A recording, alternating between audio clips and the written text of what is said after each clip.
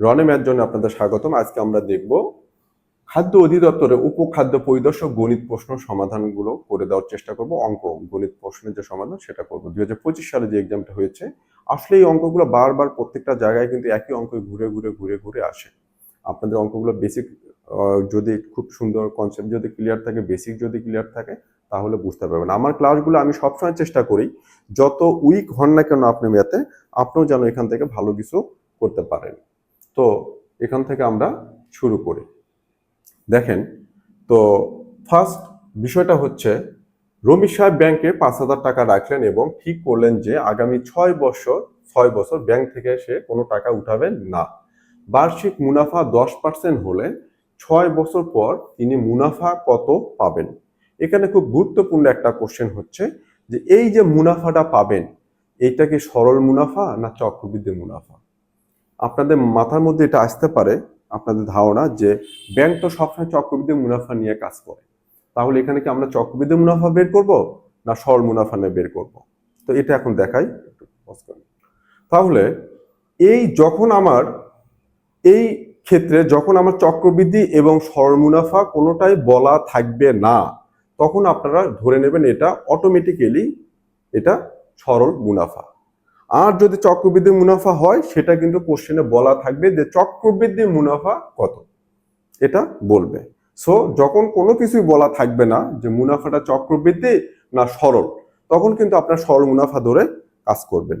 এখানে আরেকটা কথা বলে রাখি, খুব গুরুত্বপূর্ণ এই কথাটা, এটার সাথে রিলেটেড, সেজন্য বললাম। ওই ধরনের অঙ্ক আসলে করাবো যখন কোনো জনসংখ্যা নির্ণয় করতে বলবে যে আজকে জনসংখ্যা আছে 10 কোটি, 5 বছর পর জনসংখ্যা কত হবে, জনসংখ্যা বৃদ্ধির হার এত।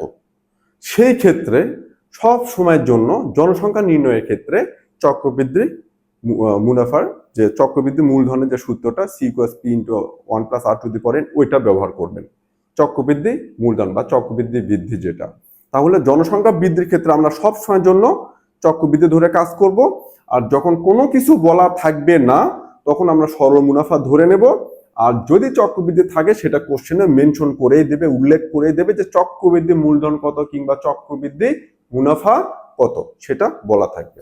তাহলে এটার জন্য দেখেন, আমরা এটা খুব সিম্পল একটা কথা, এখানকার এই অঙ্কটা সমাধান পাওয়ার পর আপনার যতটা উপকৃত হবেন, তার চেয়ে বেশি হচ্ছে আমার এই তথ্য যেটা দিলাম, এটা হয়তো অনেকে একটু কনফিউশন থাকতেও পারেন, তাদের জন্য আরো বেশি উপকৃত হবেন যে এই তথ্যটা, যে যখন কোনো কিছু বলা থাকবে না, তখন আমরা ধরে নেব যে সরল মুনাফা।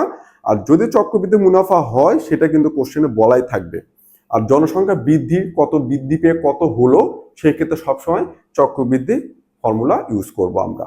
সেখানে কিন্তু চক্রবৃদ্ধি বা সরল কিছুই বলা থাকে না জনসংখ্যা বৃদ্ধির ক্ষেত্রে।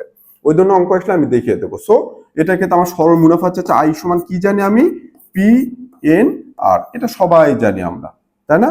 P ফর প্রিন্সিপাল মানে মূলধন, মূলধন আমার কত টাকা আছে, 5,000 টাকা, গুণন N সমান হচ্ছে কি সময়, কত বছর, 6 বছর, গুণন আর হচ্ছে সুদের হার কত, 10%। তো 10% মানে 10 বাই কত, 100। আমি আপনাদেরকে যদি বলি 2%, তার মানে কি 2%, এই কথাটার মানেই হলো 2/100। 1% বলা থাকলো, এটা মানে হচ্ছে 1 বাই কত, 100, এটা মানে এটা। যাই হোক, এখন আমরা এটা করবো। এখন যেটা করব, এই একটা শূন্য কাটা, এখানে আরেকটা শূন্য আছে, এটার সাথে এটা কাটা, কত, 500 আছে, 5 6 30, 5 আর 6 গুণ করে 30, এই দুটা শূন্য এখানে বসে গেল, টোটাল কত হলো, 3,000। তাহলে এই আনসারটা হবে গ, 3,000 টাকা। আশা করি বোঝাতে পেরেছি। এর চাইতে এই প্রশ্নটার জন্য আমি শুরুতে যে তথ্যটা দিলাম, জনসংখ্যা বৃদ্ধির কথা বললাম, কোনো মুনাফার কথা যদি কোনো রেট বলা নাই যেটা সরল না চক্রবৃদ্ধি, সেক্ষেত্রে সবসময় সরল ধরবো, আর চক্রবৃদ্ধি হলে সেটা কোশ্চেনে বলা থাকবে। এই তথ্য তিনটা কিন্তু খুব গুরুত্বপূর্ণ আপনাদের জন্য। ধন্যবাদ।